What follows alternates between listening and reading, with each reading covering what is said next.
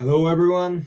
I'm here with Michael Lofton, Catholic apologist. We're going to discuss some of the common assertions from traditionalists. How are you doing, Michael? Good. How about yourself? Excellent, excellent. Thanks for coming. Yeah, thanks for having me on. So, why don't you present yourself briefly? Yeah, sure.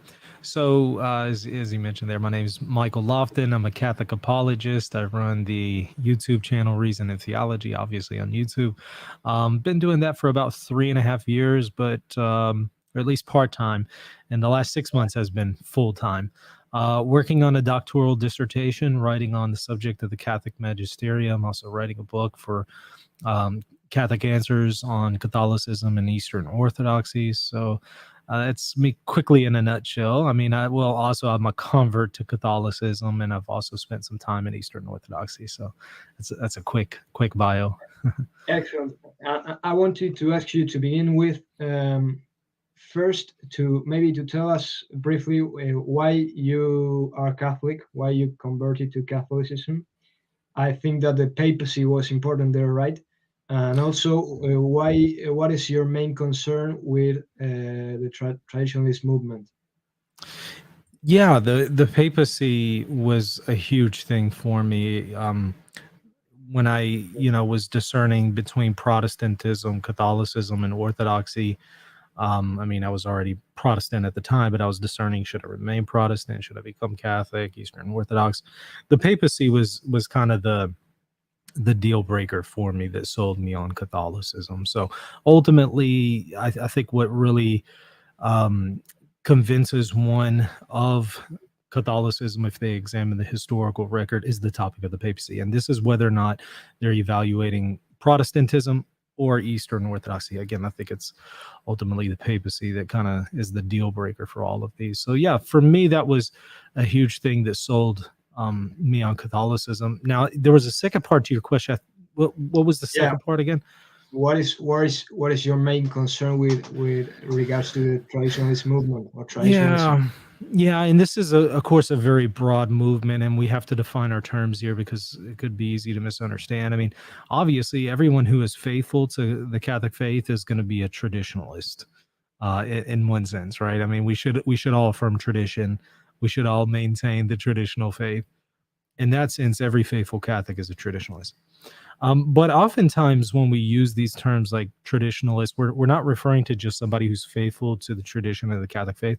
We're talking about somebody who is um, who holds to a more radicalized form of Catholicism that would perhaps dogmatize or make some things tradition that are not actually tradition. So there might be some misunderstandings there on what is definitive, what is maybe dogmatic, what is part of sacred tradition. Um, I'm painting with a broad brush here because there's, again, different kinds, various shades of traditionalists. So you can't just say they're all this. But what I've noted is that there tends to be a tendency to be in dissent from the magisterium after the Second Vatican Council. And there also tends to be a certain notion that says the liturgy in the preconciliar era, that is the way to do liturgy in the Roman Rite. The liturgy after the Second Vatican Council is evil, it's harmful to souls, and so we just need to return to the old liturgy. Those tend to be characteristics of the traditionalist movement, but again, like I said, kind of painting with a broad brush here because some people, are different than others and have different views. But that's how I would describe them, at least in a nutshell: dissent from Oh, the magisterium and yes. an attachment to a particular form of the Roman Rite, and not just an attachment that I like this form better than the postconciliar liturgy, but no, when this says you have to have this form because the postconciliar liturgy is evil. Okay. Thank you very much. And you just mentioned the first topic I wanted to touch today. The Novus Ordo Mass, some communities like the SSPX and Sevacantis say that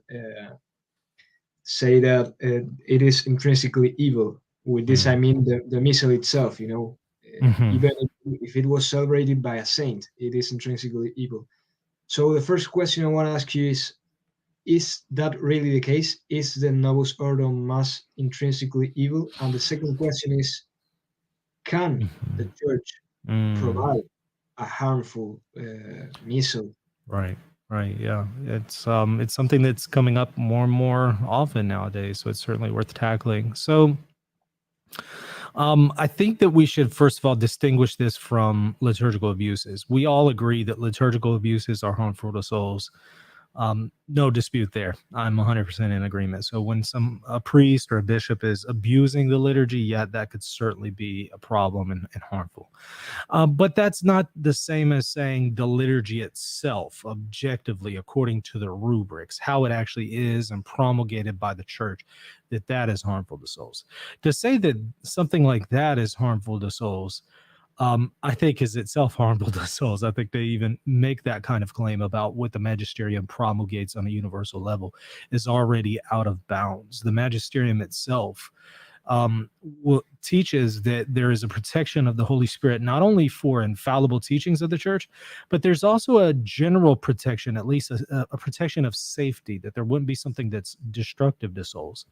Um, to the kind of day-to-day acts of the magisterium, um, that again doesn't mean that the church could never do something imprudent, but could it do and promulgate a liturgy that is harmful to souls? The problem here would be one is effectively saying the church is no longer carrying out its mission to sanctify the faithful.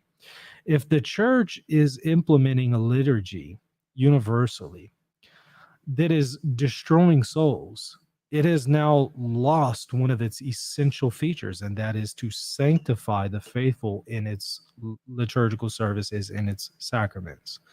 Um, so those would be things that we would say, no, the Holy Spirit protects that because it's integral to the mission of the Catholic faith. So you can even see Donum Veritatis that speaks about how, and this is again a document released by the church, so it's part of the magisterium. It speaks about how the Holy Spirit protects the integral mission of the church, the entire mission of the church, not just those things that are infallibly taught, but other things that are taught maybe not infallibly but authoritatively. They're at least protected insofar as they won't be harmful to souls.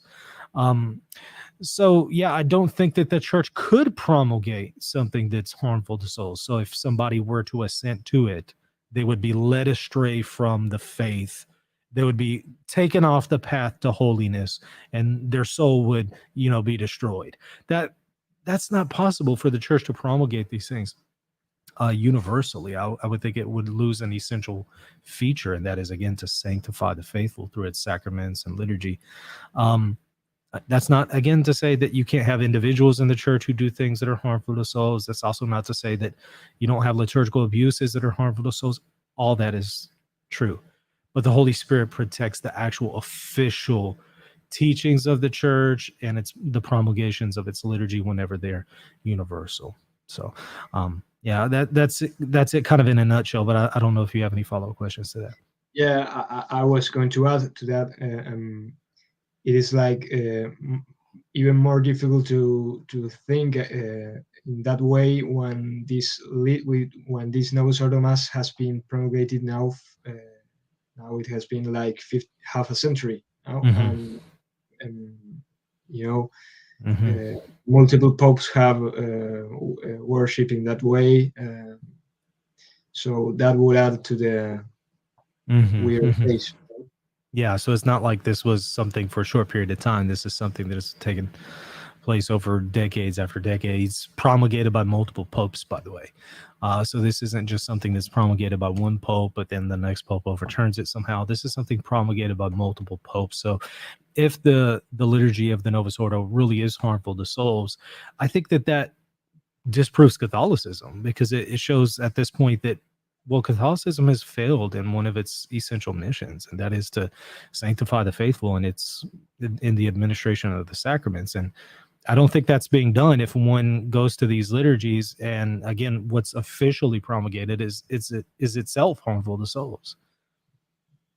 All right. I also heard from from SSPX that the Novus Ordo Mass is impregnated with a new theology which they call of the Paschal mystery. Have you heard about that?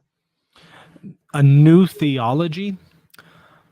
Um, and I've seen this before with some in the SSPX and also outside of the SSPX that kind of have SSPX tendencies. Where they'll speak of a theology of modernism, or a misunderstanding.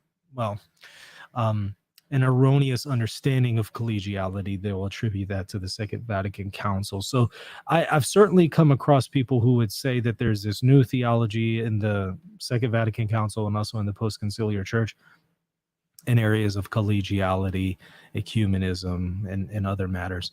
I've certainly seen them say that. But insofar as what I've actually seen taught by the church officially, I don't believe that that's the case. Now, I will say that there are people who are in the church who maintain a new theology and maintain things that are heretical. That's certainly the case. But as far as what the church has actually taught, I wouldn't concede that. Did that answer the question? Did I understand it properly? Yes. Okay. It's okay. Mm-hmm. Also, another thing that I've heard from a friend is that the conciliar and post-conciliar magisterium is not actually magisterium, Okay. because it teaches doctrine which is not Catholic, so it Ah. can be considered magisterium. Is that Catholic? Yeah, so to say that the magisterium could teach something that's not Catholic, I do think that that's out of bounds. I don't think that that's possible. So I don't think that the church, even its not in its non-definitive teachings, could teach something that's contrary to the Catholic faith. Now, with it being non-definitive, some of its teachings being non-definitive, it could be that they could reverse some of those teachings. Some of those teachings could be reformed because they are, after all, non-definitive. But could they be a teaching that is so away from the truth that it is actually contrary to the Catholic truth? So, in other words, could maybe the church teach in its non-definitive capacity that the Pope is not the supreme leader of the church or something like that? Could it do that, or could the Pope teach non-definitively in an encyclical that transubstantiation isn't true? I don't think so, because that would be to go against the Catholic faith. I think that's out of bounds. But to say that, well, the Pope could teach something non-definitively and maybe in an encyclical that could be reversed, it might not even be expressed the best way. It could actually be reversed. I think that's within bounds, as long as we're saying it's not something harmful to souls or contrary to a dogma or something along those lines. That's where I would say, but wait, there's a protection of the Holy Spirit even to the non-definitive teachings of the church, insofar as they're protected in their safety. But if you were to have a non-definitive teaching that's going against a dogma, that's not safe. You're requiring people to adhere to and assent to, with religious submission of intellect and will. You're requiring them to adhere to a teaching that is contrary to a dogma. That is not spiritually safe. So I think that goes too far. So have there been instances like this where the Catholic Church has ever done so? I haven't seen it. And could it do so? I don't believe so, because the magisterium itself would teach otherwise. So I don't think that view that we hear expressed here is even a Catholic view. Okay.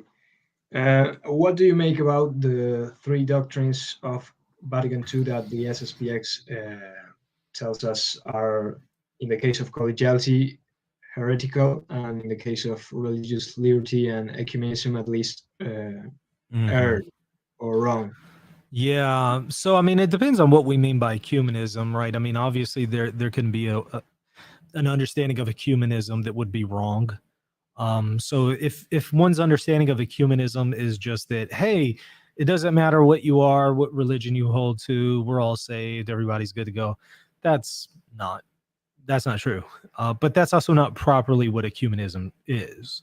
And it's certainly not what Vatican II meant by this mentality of ecumenism. So what Vatican II actually taught, what the church actually officially promulgates as far as ecumenism, I don't think is wrong. I don't think it's contrary to the faith. But there's certainly people who are in the church who would speak of ecumenism, and I think in a way that is false. But at the end of the day, we have to judge things based on what the church officially teaches, what Vatican II officially teaches, not what people do when they're abusing things or being unfaithful to the magisterium. Also, I would say the issue of ecumenism isn't really one of doctrine; it's more of discipline. It's how do we interact with those who are non-Catholics in particular contexts. That's more disciplinary and prudential than it is doctrinal, although there could be doctrinal implications. Now, I think you mentioned collegiality there. Does Vatican II teach a false version of collegiality? I mean, you have a note by Lumen Gentium that was added by the Pope to explicitly and clearly show that what it is teaching about the bishops is not contrary to Vatican I on the papacy. So Vatican I itself makes it very clear they are not teaching a form of collegiality that is contrary to Vatican I. So it depends on what does one mean by collegiality. If they mean that the bishops are equal to the Pope in all ways, that's false, and Vatican II doesn't even teach that. Certainly, the Pope can act independently of the bishops, and whenever he teaches definitively, the consent of the bishops is not required. That's Vatican I. Well, Vatican II doesn't deny that whenever it speaks of this notion of the College of Bishops and the function of bishops. The College of Bishops in Vatican II is always in union with a Pope, never against him. So I think it's a false understanding of Vatican II, a false collegiality that they're criticizing, but it's not native to Vatican II. It's foreign to it. Before going on to religious liberty, SSPX says that collegiality is a heresy. So heresy. Can actually a council be teach heresy? Can a council teach heresy?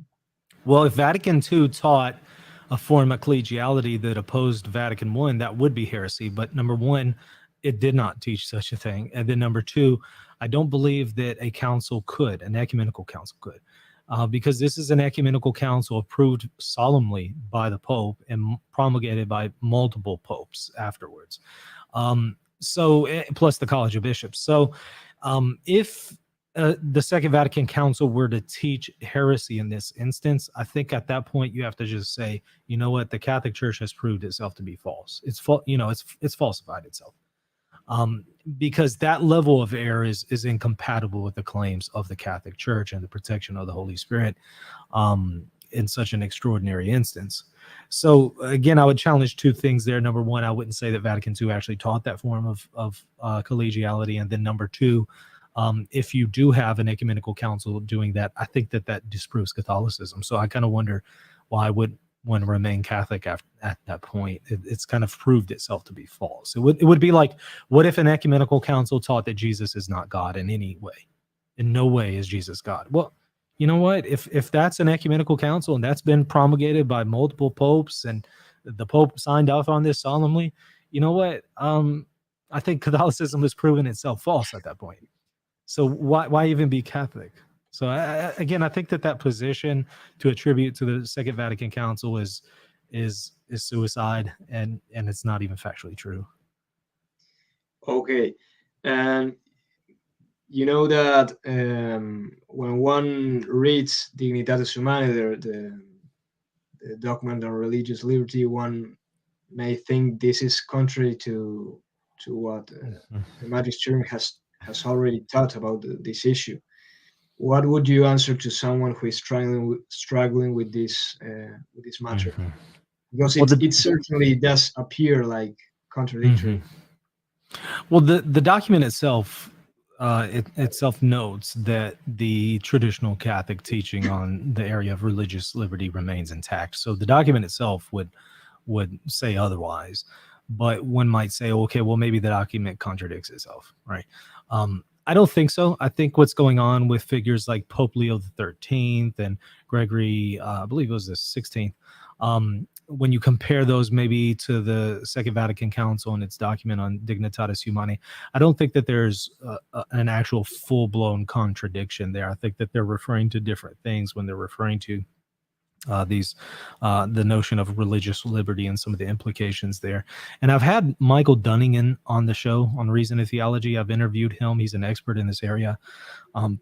I think he also capably demonstrated what I just said, that there's not a full contradiction here. Also, Dr. Thomas Pink, I've had on the show. He's an expert here. He's also defends that thesis. So there's plenty of good theologians that would say, look, there really isn't an actual contradiction here. But let's just pretend that there's a contradiction between maybe something that Leo the 13th taught in an encyclical versus the Second Ecumenical Council.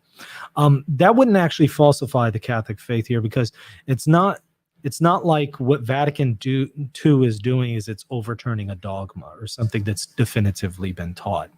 When we look at the case of Leo the 13th and some of the other popes, they were speaking non-definitively. So if you had the Second Vatican Council reversing one of those teachings, it would just be a reversal of a non-definitive teaching, which is within the bounds of what Catholicism teaches. And you have a dissertation by Lawrence King, who wrote on the authoritative weight of non-definitive magisterial teachings, and he tackles this question.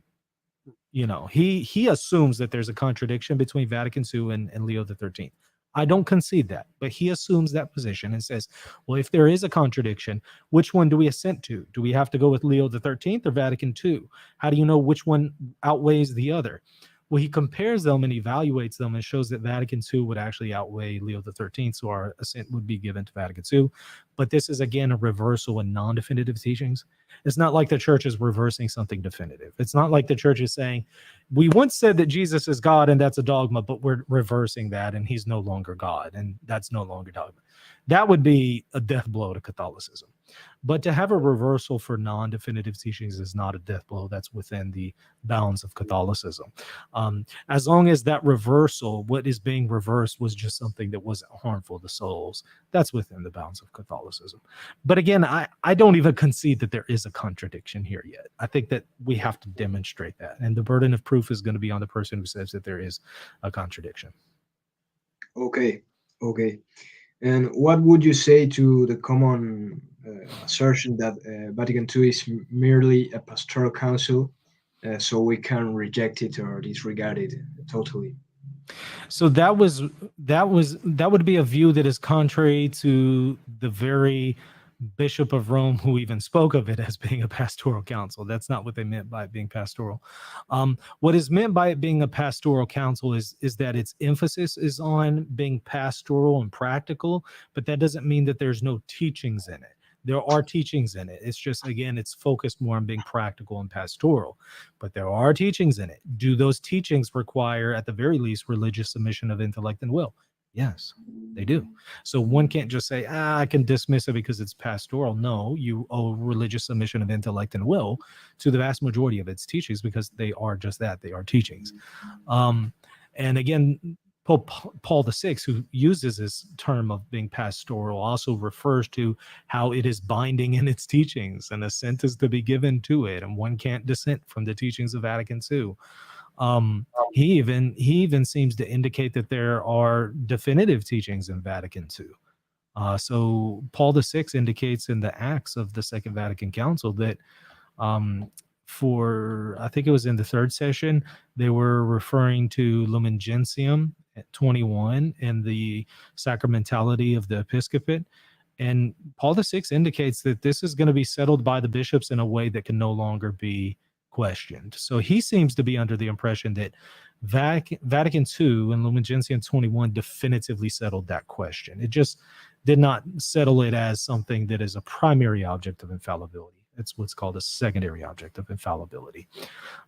Without having to go into all those details, that is an important distinction, because there are some quotes from Paul VI where he's saying Vatican II issued no new dogmas, but he's talking about primary objects of infallibility. He's not talking about secondary objects, which can be taught infallibly. In other words, Paul VI never said it never has any infallible teachings. He said it doesn't have any new dogmas. That's important, because Lumen Gentium 21, the sacramentality of the episcopate, would be a secondary object. It would be infallibly taught, but it's not a dogma. So that's an important distinction to note. So would that infallible teaching require assent, or is it up for grabs? Obviously, it requires assent. So I don't think that anybody in good conscience could say that Vatican II is merely pastoral, meaning that it doesn't have any teachings that require religious submission of intellect and will, or something higher than that. Okay. And going to the issue of submission of intellect and will. That is in the profession of faith, official profession of faith of 1989, right? Yes. The SSPX and Archbishop Lefebvre taught that this is contrary to the traditional teaching about the ascent oath we have to do the magisterium. Is that right? And can they actually reject the profession of faith and still be Catholic? Yeah, so I mean, I've never seen it historically where you could reject part of a profession of faith and still be Catholic. In fact, usually, if you were not Catholic and you wanted to become Catholic, you had to accept the entire profession of faith. So usually, to be Catholic, you had to accept the profession of faith. So in other words, if you're rejecting part of the profession of faith, I don't think that you're actually being Catholic in your teaching at that point. Since again, that is one of the signs that you're part of the Catholic Church, is that you accept the profession of faith.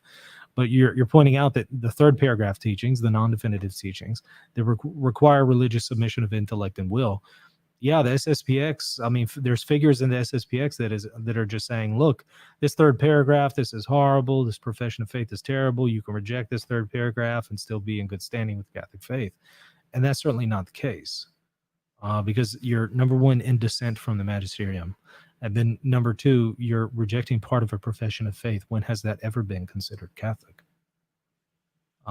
If you don't lose your Catholicity as far as your theology at that point, when would you? What would you have to deny? A dogma?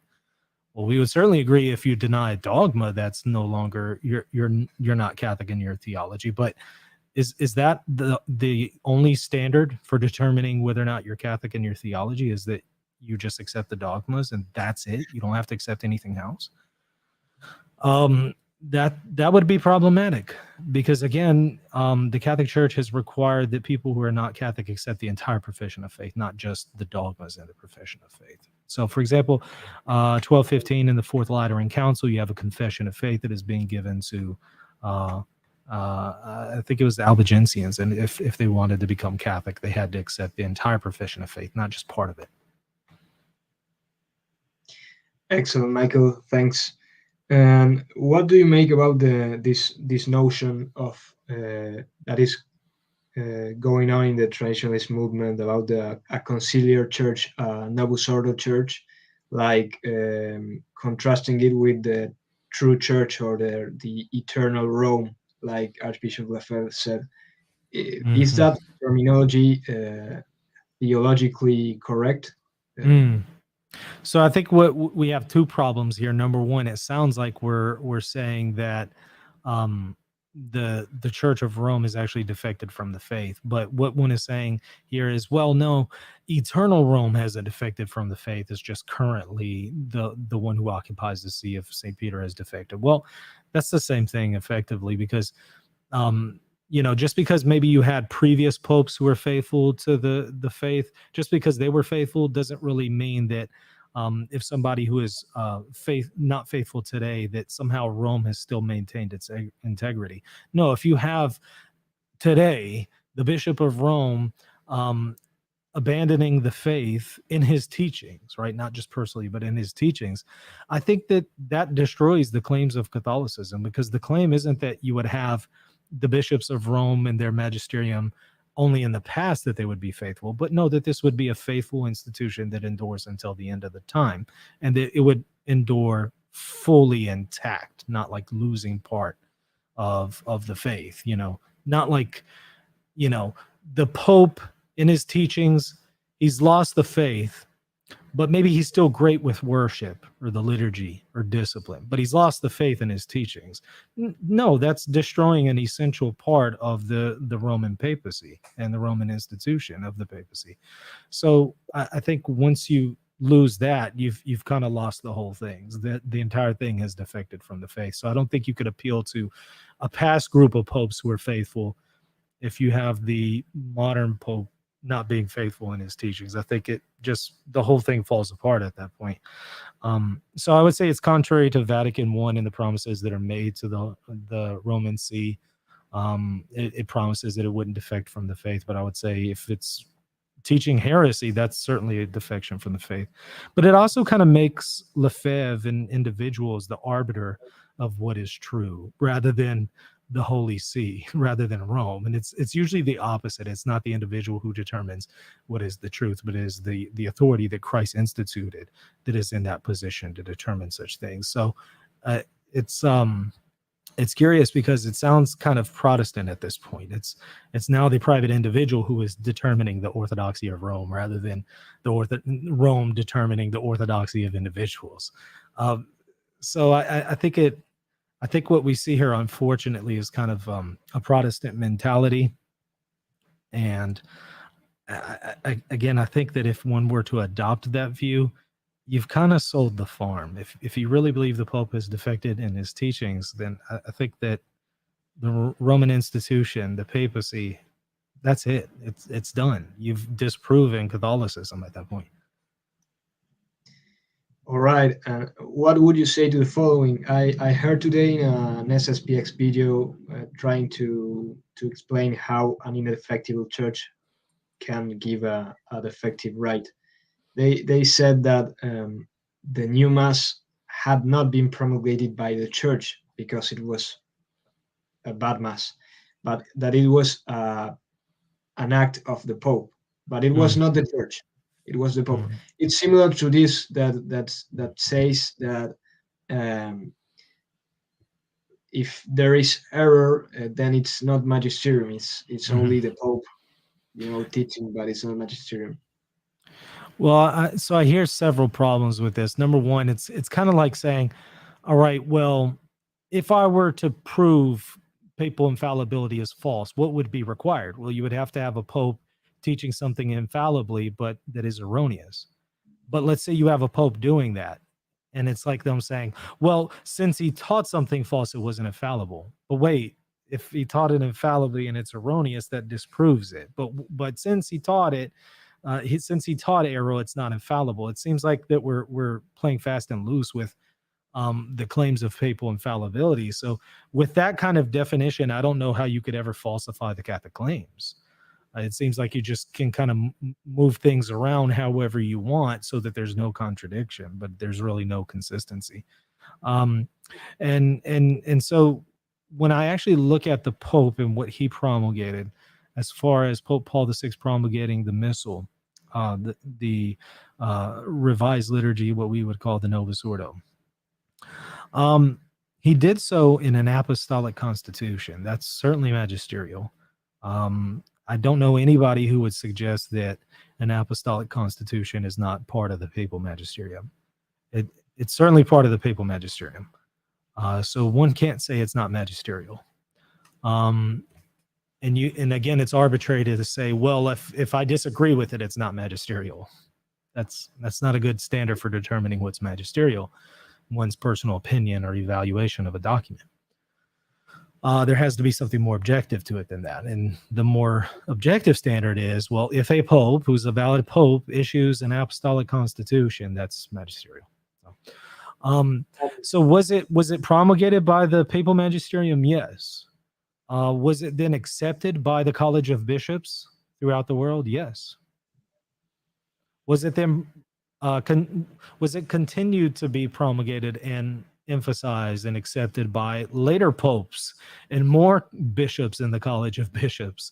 Yes, it has been since the Second Vatican Council. And so if that's not magisterial, what is magisterial? Would be my question. All right. And what does the church teach about not assenting to magisterium? Is that a sin? For example, is it a sin not to assent to Vatican II?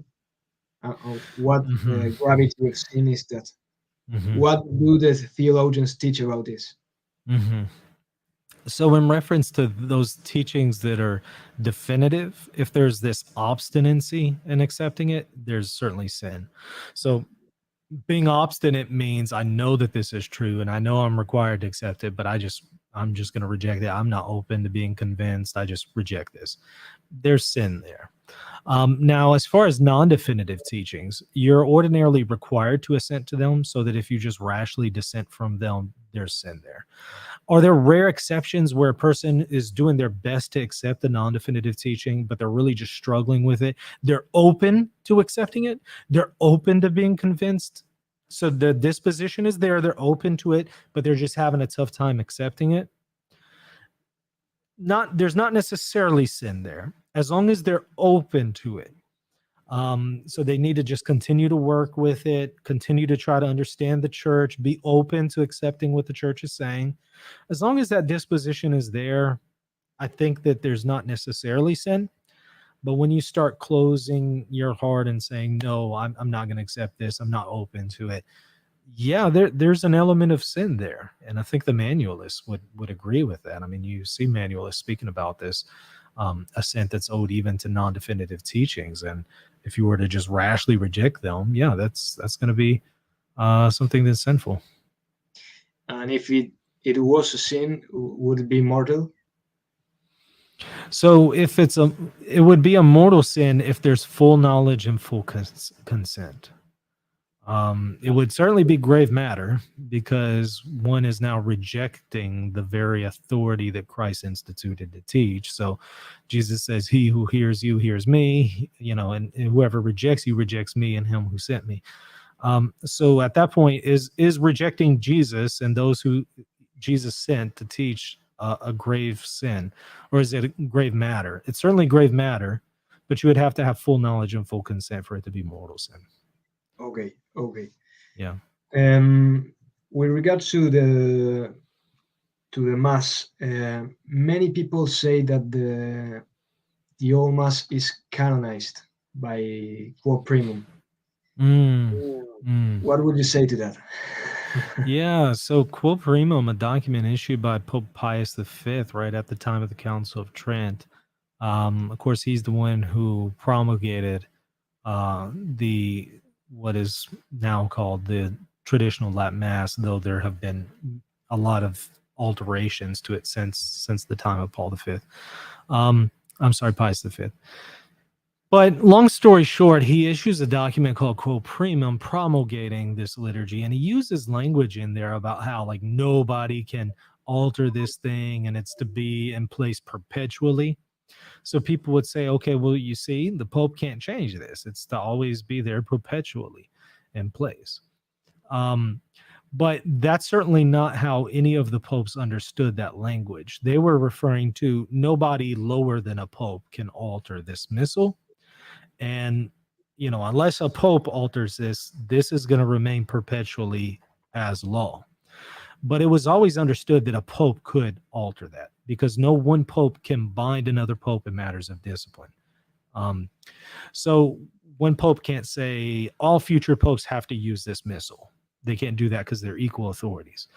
And again, this is how the popes themselves understood Quo Primum. I mean, Paul V, I'm sorry, I keep saying Paul V, Pius V, actually made changes to the missal after Quo Primum. So he himself knew that this is not something irreformable by a pope. And then you do have successive popes after whom who make alterations to the missal as well. So they didn't understand Quo Primum to be something irreformable for a pope. Moreover, whenever Paul VI goes to promulgate the Novus Ordo, the very first thing he quotes is Quo Primum in the document that he's issuing the new missal in. He quotes Quo Primum. So he's aware of Quo Primum. He doesn't have a problem with Quo Primum, but he recognizes as Pope, he has the authority to reverse some aspects of Quo Primum. Quo Primum was in an apostolic constitution. Paul VI issues his missal in an apostolic constitution because he has the same amount of authority as Pius V. So what's happening is people are just misunderstanding some of the language in Quo Primum and going too hard with it. And they're not being consistent, because this kind of language is used in the Old Testament about the sacrificial system in the book of Leviticus. And nobody says today who's a Catholic says that we still are sacrificing bulls and goats and stuff like that. Obviously, we recognize that language of perpetuity is qualified. Okay. What about communion in the hand? I have heard a lot of times that it is a sacrilege. The same thing with extraordinary ministers of the Eucharist. That is also a sacrilege. Also, what would be at least an error would be concelebration. So not all forms of communion in the hand are sacrilegious. Otherwise, we would have to indict the apostles and the practice of the first millennium Christians. Because you can look at, for example, the liturgical scholar Jungmann, who goes over in his history of the Mass of the Roman Rite. It's in 2 volumes. He goes over in the 2nd volume the practice of communion in the hand in the first millennium, and he shows from the primary sources this was the dominant practice. Usually communion was administered on the hand, and in the very early days laity even took it home with them, and during the week would give communion to themselves. So this practice of communion in the hand was there in the early church. So we can't say that apostolic practice is evil, because again, we would have to indict the apostles, we would have to indict the Christians predominantly of the first millennium. Now, you do start to have alterations to the practice, both in East and West, where you start to have communion on the tongue, or maybe communion through the use of a liturgical spoon. But that's much after the fact. Might we say those things are good? Communion on the tongue or using a liturgical spoon in the Eastern traditions? Sure. But we can't say that the practice of communion on the hand is evil or is sinful, is intrinsically evil, because again, that would be to indict the apostles and the early Christians. We might not say it's the most preferable in our circumstances today. Maybe communion in the hand is not the most preferable thing for today. Maybe, but you can't say it's evil. Now, are there some people who receive communion in the hand who are careless with the Eucharist? Yeah. But that's not a problem of the communion in the hand. That's a problem of being careless with the Eucharist. So that's where the problem really is. It's not with communion in the hand. It's more an issue with person. So I recognize there are abuses that can take place with communion in the hand, but I'm not going to say it's intrinsically evil. And then I think you mentioned concelebration. I mean, well, this idea of liturgies that are taking place at the same time in the same location, but having multiple liturgies is certainly an innovation. In the early church, if you had multiple priests together, they would concelebrate. So it's not a novelty. It's in fact the historical way of doing the liturgy. If you have multiple members of the clergy, they would all be at the altar celebrating in one liturgy, not multiple liturgies that are taking place in the same location, but through multiple priests. To my understanding, that more came about in the Roman Rite, because you have a whole bunch of monks who become ordained, and you have through that the advent of low masses, because you have a whole bunch of ordained monks and you only have one liturgy on Sundays, so you're going to start having to have more liturgies than that. And so they started having these private masses and low masses and things like that. And that's kind of where we get this practice more in the Roman Rite, that doesn't necessarily have concelebration, but is more separate, and each individual priest, all in the same building perhaps, are celebrating multiple masses. That's more where it came from. Might we say that that's okay? That's within the bounds? That's acceptable? Sure. But we can't say that concelebration is the novelty. No, the opposite is the novelty. Concelebration is the original way of doing things. And I certainly don't think it's bad, because again, we would have to indict the early church in that practice. And I think that's out of bounds. What about the extraordinary ministers of the Eucharist? Well, I think that can certainly be abused. It's more appropriate that those who are actual ordinary ministers handle the Eucharistic species during the liturgy. That's more appropriate.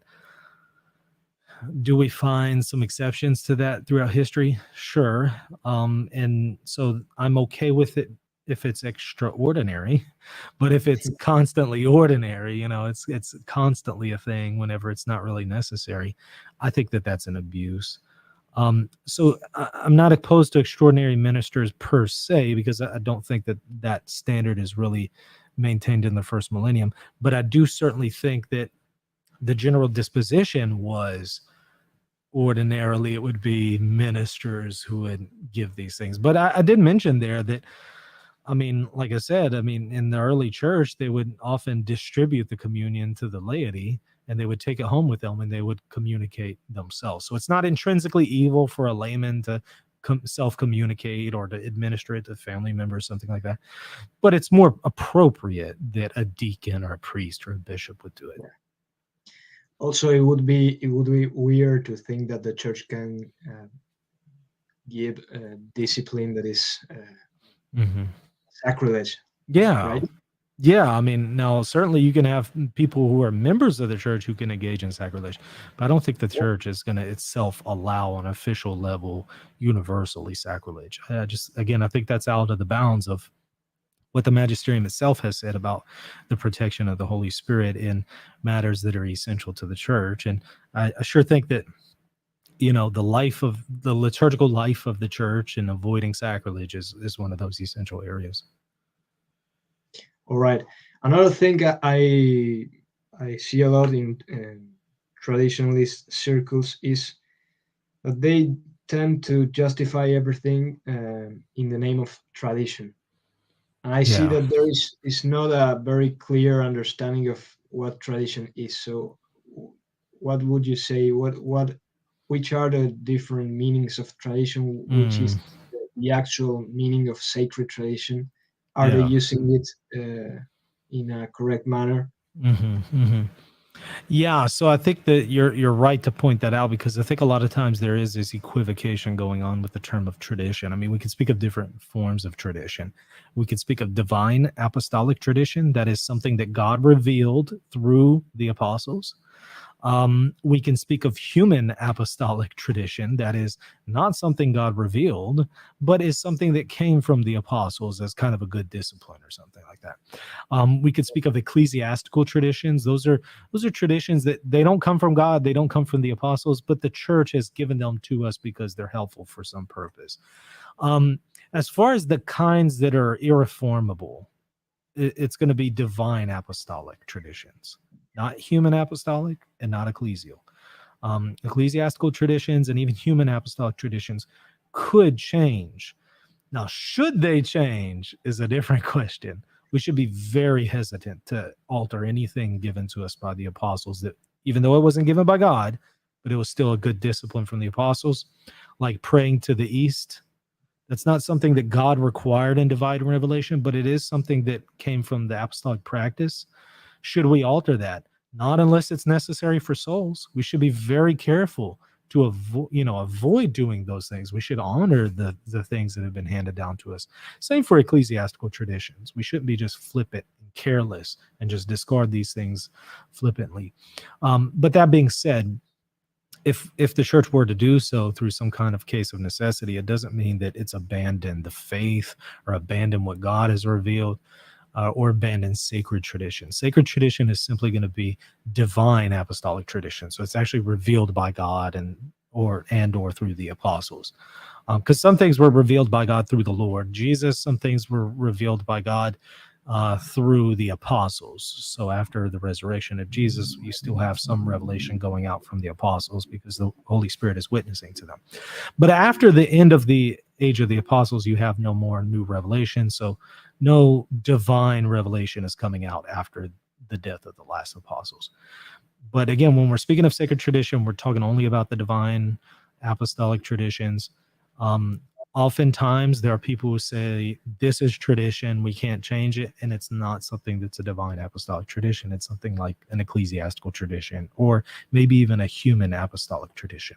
Once we're aware of those distinctions and we're able to identify what is sacred tradition versus what is an ecclesiastical tradition, we're going to be a lot careless in throwing out those terms. And at that point we see, okay, well, the church hasn't changed any of its sacred tradition, but it sure has changed some of its ecclesiastical traditions, and usually for good reason. Okay, thanks. There is another, talking point going on, which says that before Vatican II, everything was awesome, everything was perfect, and the crisis, the actual crisis in the church, is due to the Vatican II, Council of Vatican II, and Mhm. the new Mass. You think this is accurate? No, I think that there were certainly plenty of problems taking place in the church prior to the Second Vatican Council. I mean, otherwise, if the church was so great prior to Vatican II, why did you have so many clergy after the Second Vatican Council abandoning the faith in their practice and sometimes in their words? So obviously, there was a problem in catechesis already, and a problem with clergy even prior to the Second Vatican Council. And then we've had problems throughout the ages. I mean, historically for 2000 years. There, when you really dig into church history, you can never really say there was ever a point in time that the church wasn't in a crisis. It's unfortunately always been in a pretty serious crisis, usually involving clergy, but also the laity. Um, Now, might we say sometimes are worse than others? Perhaps. What is really going on, however, I think after the time of the Second Vatican Council, I don't think that it was Vatican II that really disrupted the faith. I think what was more disruption to the faith what was going on in society. There was a lot of liberalism going on in society, especially in the 60s and 70s. I think that's what really hit the church hard. And then you had some members of the clergy who fell prey to that. And sometimes they would say, well, Vatican II teaches this and it doesn't actually teach that. And they would try to use that to back up their dissenting views. I think that was more the problem. You know, there was just less discipline among the clergy, and people were able to get away with more, and they were trying to conform themselves to society rather than the other way around. But again, I don't think that's because of Vatican II. I think that it's more because of things that were going on in society. Okay. I want to ask two more questions before we end this. Mhm. The first one is if canonizations are infallible, and what would be the consequences of Mhm. not infallible canonizations? Because Yeah. many people see the recent popes being canonized, and they can't accept that. So they Yeah. now say, because of that, they now say that canonizations are no longer infallible, or because also because of the new process of canonization, which is, it is not so solid. So what is the common teaching among theologians about this, the Mhm. magisterial teaching about infallibility of canonizations? Yeah. And the other question, the final question would be, what do you think is the solution to the crisis in the church? You Mm. think it is accepting Vatican II and accepting the magisterium? So as far as the canonization and their infallibility, canonization of saints, so the consensus of the theologians is that they're infallible. So you can see this attested to by, for example, Thomas Aquinas. But again, the consistent understanding of the theologians would be, yes, they're infallible, but infallible as a secondary object, not as some kind of dogma, but again as a secondary object. And we can get into that distinction. But the point here is they're infallible in the same way that we would say the Second Ecumenical Council is an ecumenical council, or the first, or Nicaea I is an ecumenical council. They're infallible insofar as if you were to deny that Nicaea I is an ecumenical council, you would now say, well, it's teaching that Jesus is consubstantial with the Father is up for grabs, and we can dissent from it because it's not an ecumenical council. That's obviously out of bounds. Well, it's going to be the same thing for papal canonizations. And if you look at papal canonizations, the Pope is usually using the same kind of solemn ex cathedra language that he uses for teachings. He's generally using that kind of language for papal canonizations. It's very solemn ex cathedra kind of language. Um, I think the consequence, however, of saying that these are not infallible is to then say that there is a universal acceptance of someone who is identified as a saint, and we're liturgically commemorating them. We're celebrating them on our altars. We're naming churches after them, and this person is in hell. To say that that person is in hell, but we're commemorating them on our altars on a universal level, I think that's out of bounds because it's going too far. It's saying that our now our worship is impure, it's polluted. We're celebrating somebody who's in hell. That that doesn't seem appropriate. So I think these things are protected by the Holy Spirit, and again, the consensus of theologians is in favor of that. Have there been any magisterial teachings saying that explicitly? No, but what there is the language of ex cathedra. There's that ex cathedra language that the Pope is using, and he's using it in reference to papal canonizations, and that language is backed up by Vatican I and Pastor Eternus. So I think that it's the only necessary conclusion. Now, might we say that maybe some local saints that are venerated in a local area, those might not be infallible? Sure. But we're talking only about the ones that are universally accepted. I think we have to accept that it's not possible for us to venerate them as a saint if they're in hell. That's all really that the infallibility is limited to. And I think you had a second question there. What was the second question? Yeah. Before that, I recall some comment of Cardinal Ratzinger to the Profession of Faith, in which he says something about infallibility of canonization. Yes. Is that magisterial or is it not? So you're referring to the commentary on the Professio Fidei by the Congregation for the Doctrine of the Faith. It's authored by Bertone and Ratzinger. If you look at the bottom of the document, it's not something approved by the papal magisterium. It says released by the offices of the Congregation for the Doctrine of the Faith. So technically, it's not part of the magisterium. So technically, it's not binding on you, and you're free to agree to disagree. But it is coming from some pretty serious theologians, Ratzinger and Bertone. So we don't need to easily dismiss it, because that's pretty, those are, especially Ratzinger, that's a heavy hitter, I should say. He carries a lot of weight. Is it binding on your conscience? Technically, no. But I wouldn't appeal to that to say it's binding on your conscience. I would appeal to the consensus of the theologians to say it's binding on your conscience, because we would say that something that is agreed to by the theologians as far as a consensus is a good way to identify something that is sacred tradition, that is binding. So that's one of the ways where we could identify, those things that are definitive.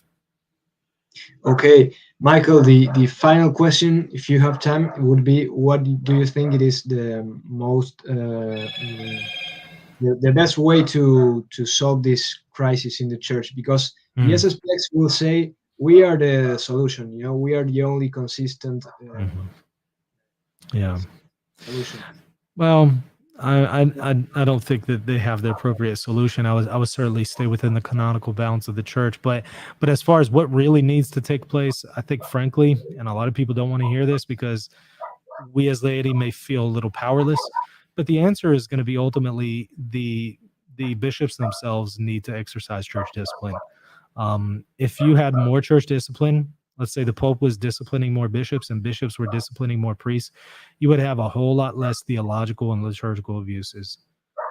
You would have a lot less dissent because people would know they can't get away with murder. But if there's no discipline, people feel like I can get away with murder. I can do whatever I want and there's no consequences. It's kind of like if I never discipline my kids, I just keep telling them, hey, do the right thing, do the right thing, do the right thing. But they don't listen and they keep doing the wrong thing. And I never discipline them.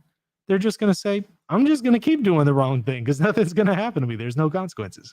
But if I were to start implementing discipline now they might think twice before they go and do the wrong thing. They might say, okay, all right, look, I'm not going to do that anymore. It's the same thing with the bishops and priests and individuals in the church. I think the vast majority of our problems would be fixed. Not all, but the vast majority of problems in the church today would be fixed if there was more church discipline. So again, that's not a message that a lot of people want to hear, especially as laity, because we're not the bishops and we want to feel like we can actually change the church right now. But in reality, that's not necessarily the case because we're not the bishops. We can pray for them. We can encourage them to do the right thing. We can express our concerns. We can even do so publicly, but charitably. But we can't always fix everything as members of the laity. And that's sometimes a tough pill for people to swallow. Okay, Michael, thank you very much for coming. It's been great to having you. And tell us where we can find more of your content. Yeah, and thanks for having me. So go to reasonandtheology.com for the website, or just go to YouTube and type in Reason and Theology, and you'll see the channel pop up. Excellent. So thank you very much for the audience as well. Well, we'll see you soon. Thank you.